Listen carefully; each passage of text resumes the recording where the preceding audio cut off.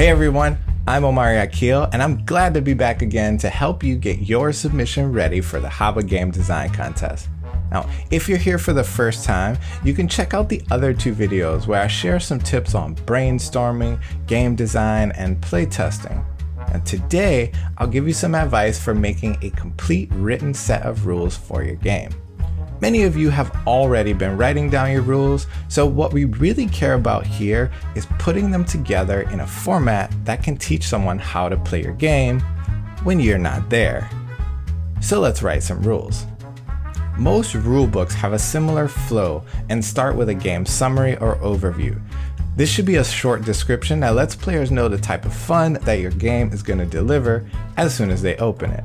Something like, in Rodent Race 3000, 2 to 4 players will race through obstacles and traps to try to be the first rodent to reach the cheese plate.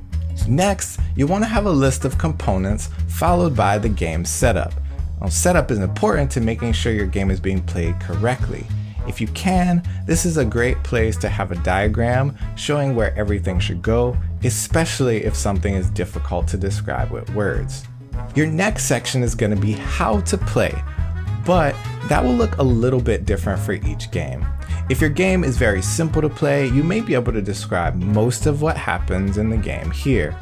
Now, most games will need a little more detail in this section. I personally like to start by describing what happens on your turn, and follow that up with any rule descriptions that are important to a player during their turn. You may also need a section to describe what happens at the end of a round, or any other part of the game that needs more explanation. Just know that the how to play section should have most of what someone needs to play the game from start to finish.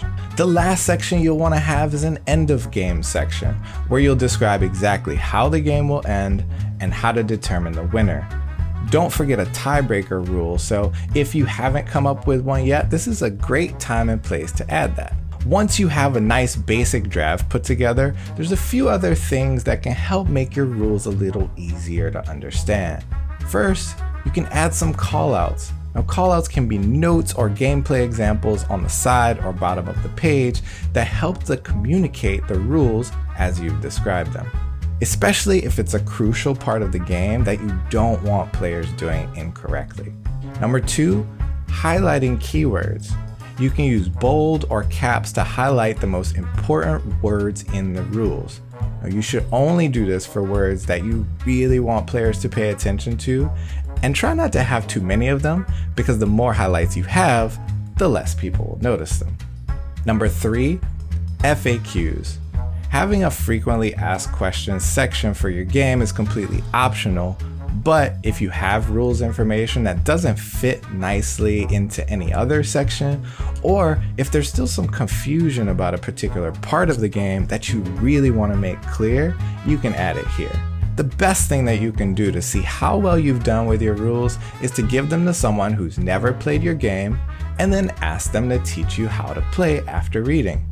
And just like playtesting, you can use that information to go back and make changes to your rules that hopefully make things easier for everyone else. And once you're done, you should be ready to submit your game. I can't wait to see what everyone creates, and thanks again for watching, and a big thank you to HABA for working with me to create these videos for all of you. Thanks again. See you around.